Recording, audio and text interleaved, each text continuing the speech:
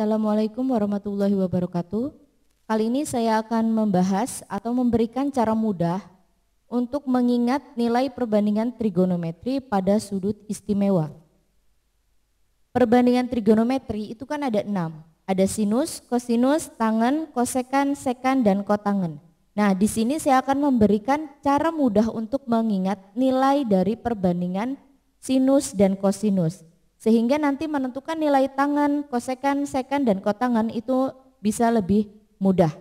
Nah, yang pertama kita buat kartesiusnya. Kemudian di sini kuadran 1, kuadran 2, kuadran 3, dan kuadran 4. Di kuadran 1, nilai sinus, kosinus, dan yang lainnya, nilai perbandingan trigonometrinya itu semua positif. Di kuadran 2, itu yang positif hanya sinus dan kosekan. Kemudian di kuadran 3 yang positif hanya nilai tangen dan kotangen. Kemudian yang keempat, kuadran 4 yang positif hanya kos dan sekan. Nah, kemudian sekarang kita tulis sudut-sudut istimewanya. Sudut-sudut istimewanya yaitu 0 derajat, kemudian tambah 30, jadi 30 derajat tambah 15, selisihnya 15, 45 derajat tambah 15, 60 derajat tambah 30, 90 derajat. Kemudian di kuadran 2, 90 tambah 30, 120, tambah 15, 135, tambah 15, 150 derajat, kemudian tambah 30, 180. Nah, kemudian selisihnya lagi dari kuadran 2 ke kuadran 3, 180 tambah 30 derajat, berarti 210 derajat tambah 15, 225 derajat tambah 15, 240 derajat tambah 30, 270 derajat. Kemudian dari 270 derajat kita tambahkan 30. 300 derajat tambah 15, 315 derajat tambah 15, 330 derajat tambah 30, 360 derajat. Nah, ini sudut-sudut istimewa. Jadi selisihnya itu yang pertama itu 30, 15, 15, 30. 30, 15, 15, 30.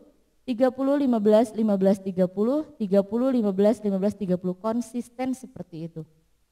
Nah, sekarang cara mudah untuk mengingat nilai perbandingan sinus dan kosinus. Jadi dia itu hanya kebalikan-kebalikannya saja, muter, nilainya itu sama, hanya positif negatifnya aja yang membedakan.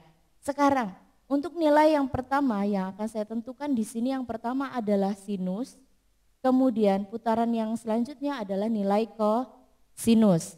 Jadi kita lihat, sinus 0 derajat itu sama dengan 0.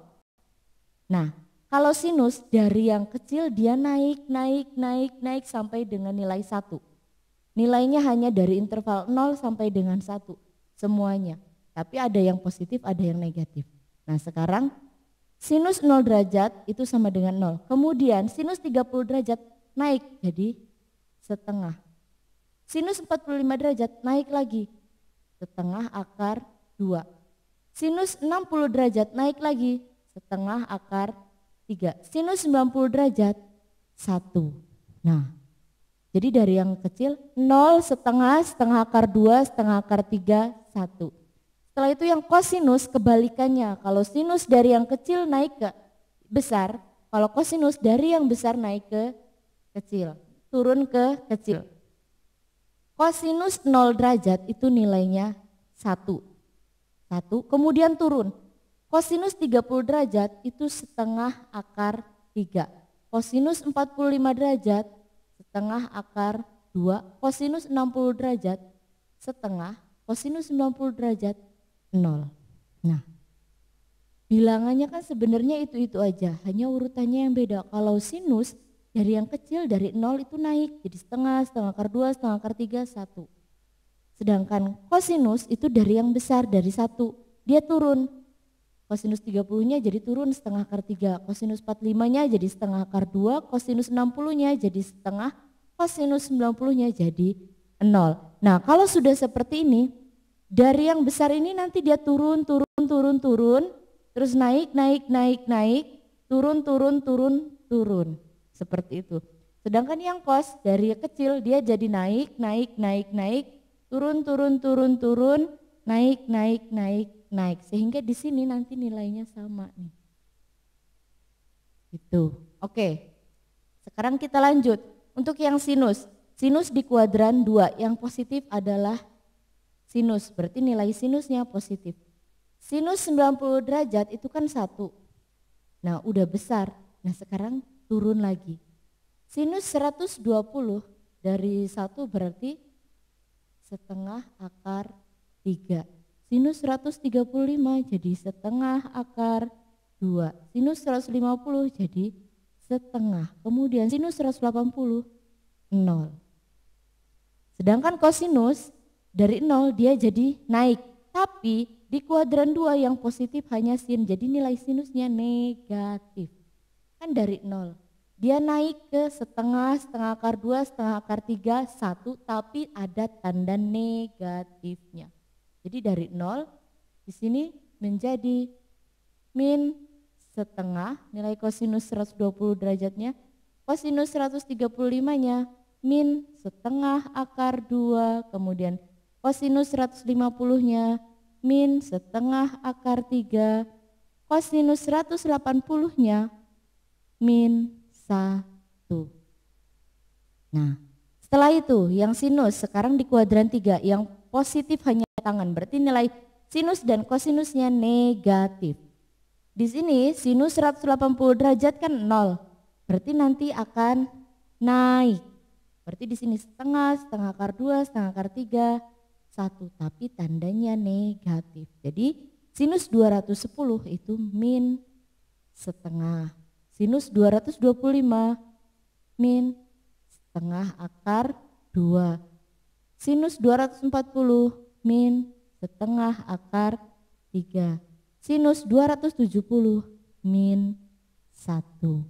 Nah, sedangkan kosinusnya, tadi kan kosinus 180 derajat min 1. Berarti nanti dari ini kan dari 1. Berarti dia nanti turun.